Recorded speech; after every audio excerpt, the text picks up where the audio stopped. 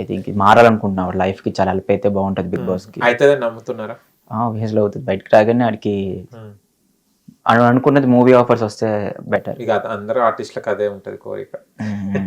చాలా బ్రేక్ కోసం చూసాడు, రాకపోసరికి యూట్యూబ్ లో ఏ కంటెంట్ వస్తే ఆ కంటెంట్ చేస్తూ వెళ్ళిపోయేవాడు. కానీ కొంతమంది కామెంట్స్ కూడా పెడుతున్నారు, అంటే ఈయన చేసిన వెబ్ సిరీస్ కొన్ని అట్లే ఉన్నాయి, కొన్ని అంటే వాడు బాడీ ఫిట్నెస్ వల్ల ఉండడం వల్ల ఒకసారి ఒక దాంట్లో చూసారంటే మనకి క్యారెక్టర్ కి అబ్బాయి కరెక్ట్ అని నెక్స్ట్ అవే వస్తాయి.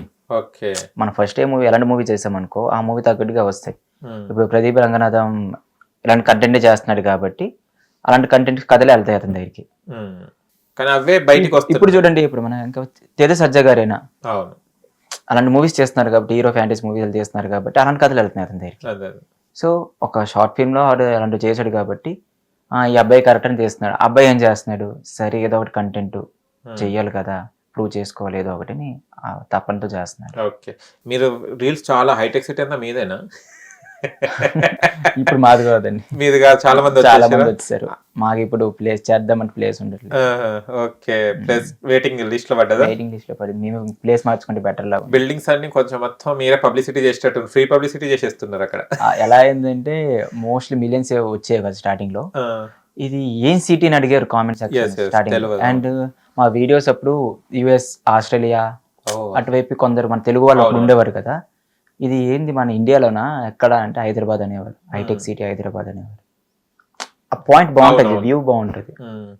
కానీ మీరు ఏందబ్బా డ్యాన్స్ మొత్తం స్ప్రింగ్ ఉందా అసలు? మీ రీల్స్ అవి చూస్తుంటే షాక్ అవుతుంటారు. అసలు మూవీస్ కన్నా మీరు చాలా బాగా చేస్తుంటారు క్రియేటివిటీగా. మొన్న బాగా చేశారు చిరంజీవి గారి సాంగ్ మీసాల పిల్ల, dress same as it is గా చాలా బాగుంది నిజంగా. నిజంగా అప్రిషియేట్ చేయాల్సి ఉండే. చూసారా అనిల్ సార్ కూడా చూసారు, అనిల్ రాపూర్ గారు చూసారు. ఏమైనా పెట్టారా? చూసారని చెప్పారు వాళ్ళు. కరెక్ట్, చాలా మంది చేశారు నేను చూసాను. మీ డ్రెస్ నుంచి వెళ్ళి సేమ్ యాజ్ ఇట్ ఈస్ తీసుకొని వెళ్ళిపోయారు. బాగా వచ్చింది. అన్ని దాంట్లో కూడా మిలియన్స్ వచ్చాయి, ఇన్స్టా, యూట్యూబ్ అన్నిట్లో బాగా వచ్చింది. నాకు బాగా నచ్చింది కూడా అది.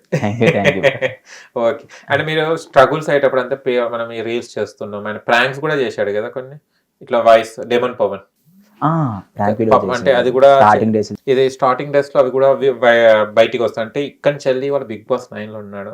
ఏమేమి స్ట్రగుల్స్ అయ్యేది? మీ ఫ్రెండ్స్ కూర్చున్నప్పుడు ఏమేమి మాట్లాడుకునే వాళ్ళు? నాకు స్ట్రగుల్స్ నేను చూసినప్పటికీ నాకన్నా బెటర్ పొజిషన్ ఉన్నాడు అనుకునేవాడిని. ఓకే, నేను చాలా డౌన్ లో ఉన్నా. ఆ టైంలో మనోడివి షార్ట్ ఫిల్మ్స్ అవన్నీ రిలీజ్ అయ్యేవి.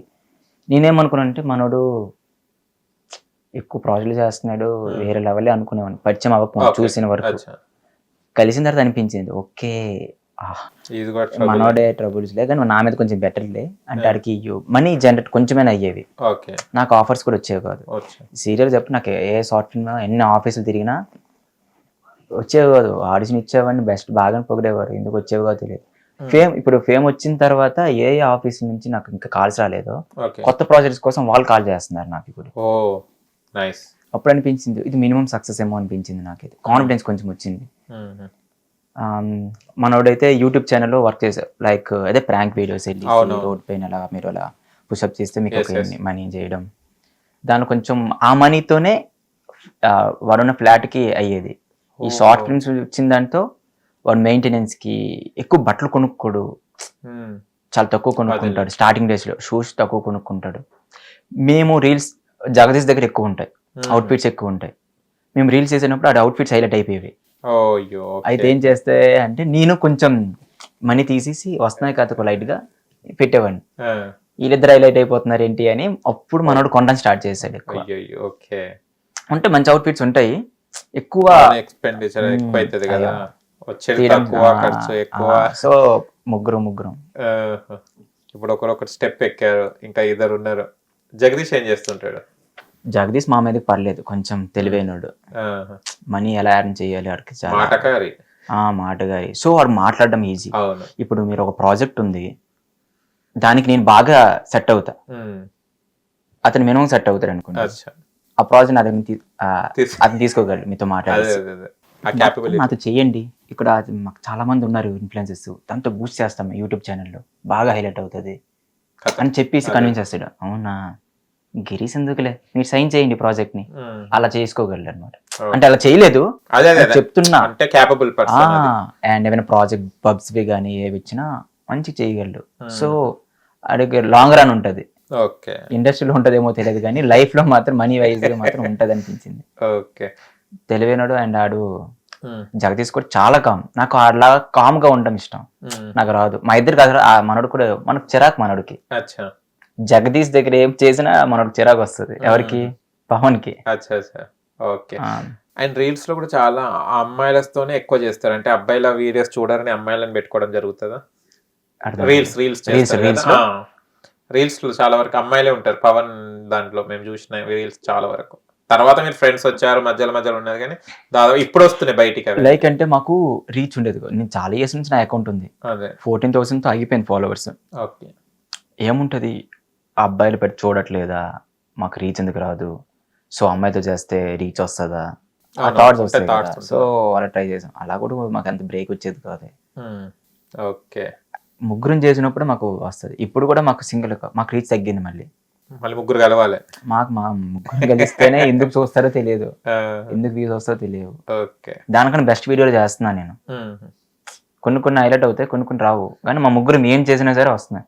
అది జనాలు అట్లా యాక్సెప్ట్ చేస్తున్నారు. ఎలా ఉంది ప్రమోషన్స్ అవన్నీ? లేదు, ఇప్పుడు నేను కొంచెం యాక్టింగ్ మీద ఫోకస్ చేస్తున్నా. అవి తగ్గాయి. సో నేను ఒక వెబ్ సిరీస్ లాంటివి, ఫోక్ సాంగ్స్, ఆల్బమ్ సాంగ్స్, అవి దాని మీద ఫోకస్ చేసా. ఫైనల్లీ ఏదో ప్రాజెక్ట్ వస్తే బాగుంటది. ప్రాజెక్ట్ కోసం వెయిటింగ్. ఓకే. కొన్ని వెబ్ సిరీస్ కూడా రిలీజ్ అవుతున్నాయి. వెబ్ సిరీస్ ఉన్నాయి మంచి పెద్ద కాంటెంట్ ఉంది. ఒక మూవీ అయితే మేబీ ఉంది, అది స్టార్ట్ అయితే బాగుంటది. నెక్స్ట్ ఇయర్ కల్లా అనుకుంటున్నా. Hope. Okay. And demon Pavan ఇప్పుడు బయటికి రాగానే మీ ఫ్రెండ్స్ గా ఏం చేస్తారు?